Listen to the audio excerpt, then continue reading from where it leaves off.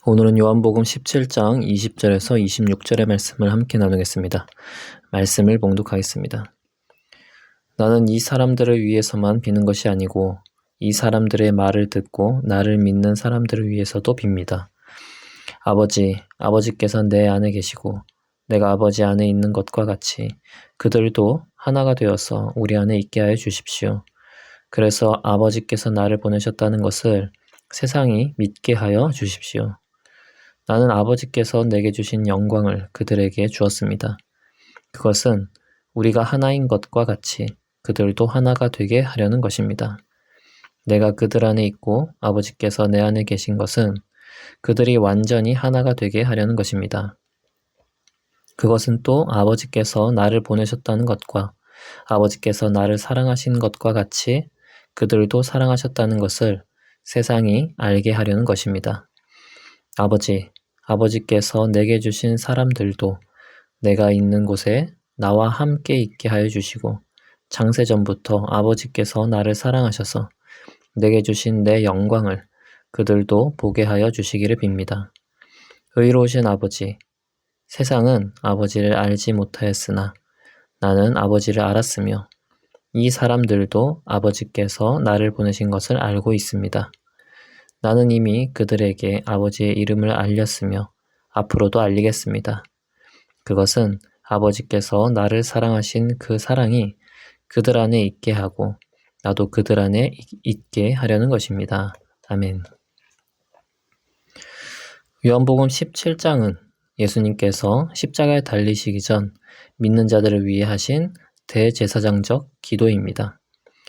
이 기도를 통해 우리는 예수님께서 우리를 향한 깊은 사랑과 염려를 엿볼 수 있습니다. 예수님께서는 육신의 몸으로 있는 당시의 제자들을 향해서 기도하셨습니다. 예수님이 떠나신 후 그들이 겪을 슬픔과 방황을 걱정하시며 기도하셨습니다.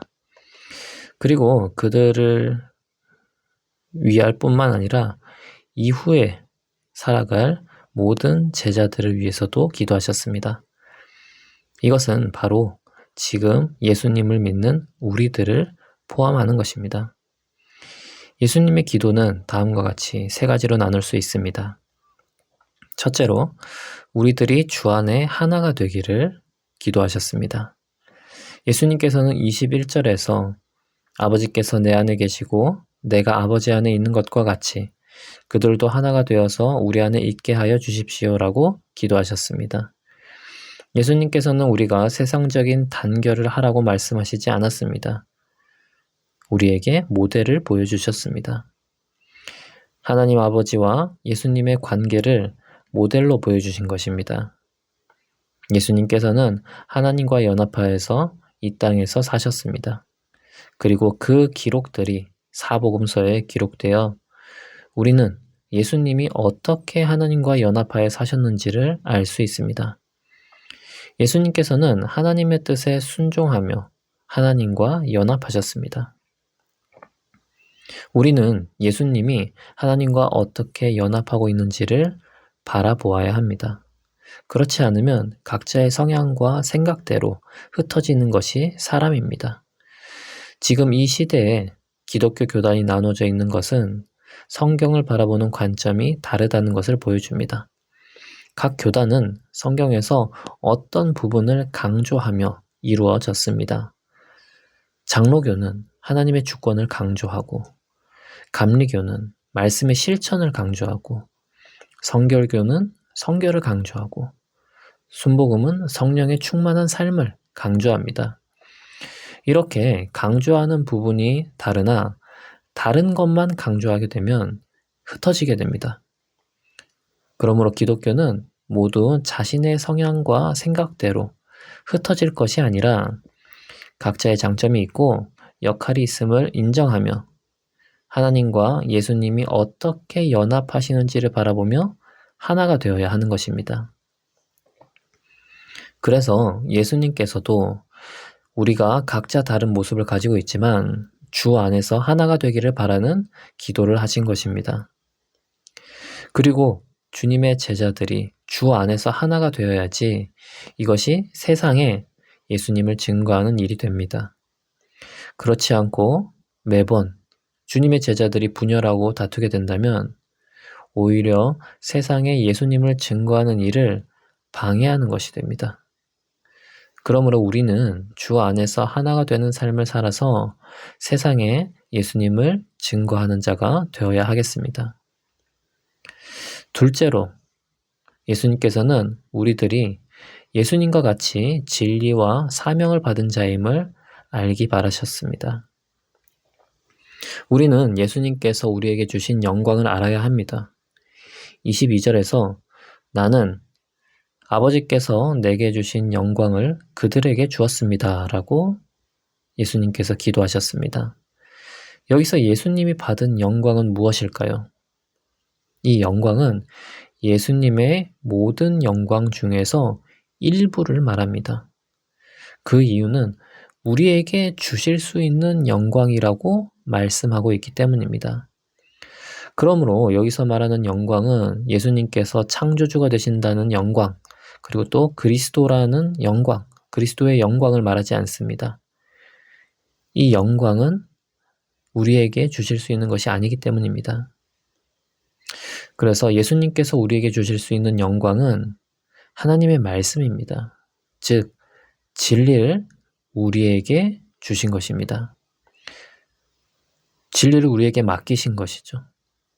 그리고 그 진리를 전하는 자로서 받은 사명입니다.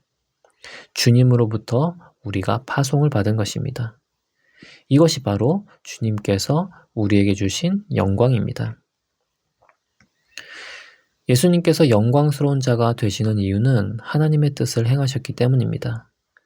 예수님께서는 하나님의 말씀을 하나님의 뜻에 따라 전했습니다. 하나님께서 예수님께 부여하신 사명을 잘 감당하신 것입니다. 이로 인해 예수님께서 진정한 하나님의 아들이라는 영광을 받게 되었습니다. 그러므로 예수님께서 우리에게 주신 영광은 예수님의 일을 이어받는 것입니다. 이것이 바로 우리의 영광된 모습입니다. 예수님이 우리에게 주신 진리를 받고 그 진리를 전하는 삶을 사는 것이 바로 영광스럽게 사는 우리의 모습입니다. 우리는 예수님이 수여하신 영광을 받아서 주님과 연합하는 자로 살아나가야 합니다. 주님의 뜻에 따르는 것이 바로 연합된 삶을 사는 것이기 때문입니다. 셋째로, 예수님께서는 우리들이 예수님이 사랑받으신 것과 같은 사랑을 받은 자임을 알기를 기도하셨습니다. 예수님께서는 우리가 하나님의 사랑을 받은 자임을 알기를 원하십니다. 먼저 예수님께서는 하나님으로부터 사랑을 받으셨습니다. 세례요한에게 세례를 받을 때 하나님은 예수님께 사랑하는 아들이라고 말씀하셨습니다. 그리고 하나님은 예수님을 성령으로 잉태하여 낳게 하시고 또 많은 위기 가운데서 예수님을 보호하셨습니다. 예수님의 사역 가운데 많은 기적을 하나님께서 허락하셨고 예수님께 지혜를 주셔서 주님의 뜻을 잘 전할 수 있도록 하셨습니다. 마지막으로 십자가에 죽으신 후에 예수님이 십자가에 죽으신 후에 부활하도록 하셨고 그리고 또 하나님의 보좌 우편에 앉도록 하셨습니다. 하나님께서는 예수님을 이처럼 사랑하셨습니다. 그런데 예수님은 우리도 하나님으로부터 사랑받는 자임을 알기를 원하십니다. 먼저 예수님께서 우리를 위해서 성육신 하신 것 자체가, 이 땅에 오신 것 자체가 하나님께서 우리를 사랑하신다는 것을 보여줍니다. 우리를 구원하기 위해서 자신을 희생하여 이 땅에 오신 것이기 때문입니다. 그리고 예수님께서 오셔서 낮은 자들을 찾아다니시며 하나님의 사랑을 전하셨고 십자가에 달려 죽으심으로 우리의 모든 죄를 담당하셨습니다. 이로 인해 우리에게 있는 모든 억눌림과 죄로 인한 슬픔들이 해방되었습니다. 그리고 주님께서 제자를 삼으시고 그 주님의 사랑을 계속 전하고 실천하며 살도록 하셨습니다. 그래서 아직 주님의 사랑을 모르는 자들도 이 복음을 듣고 깨닫도록 하셨습니다. 이 모든 것들이 주 하나님이 우리를 사랑하시는 모습입니다. 그러므로 우리는 주님이 우리를 이처럼 사랑하신다는 것을 깊이 깨닫고 은혜를 누리는 자가 되어야 하겠습니다. 그리고 이처럼 사랑받는 자임을 세상에 드러내고 전하는 자가 되어야 하겠습니다. 예수님께서는 이처럼 우리가 주 하나님과 연합하고 예수님과 연합하여 하나 된 삶을 살기를 기도하셨습니다. 그리고 지금도 우리를 위해서 기도하고 계십니다. 우리를 향한 주님의 시선은 계속되고 있는 것입니다. 이 은혜를 알고 누리며 감사하는 자가 되기를 축복합니다. 기도하겠습니다. 하나님 아버지, 우리는 주님의 기도를 지금도 받고 있는 자입니다. 감사합니다. 우리에게 주신 주님의 사랑이 큽니다. 이 사랑에 대해서 우리가 잊지 않고 살아가게 하시고 주님께서 우리에게 주신 영광도 우리가 누리며 살아갈 수 있도록 하여 주시옵소서. 예수님의 이름으로 기도합니다. 아멘.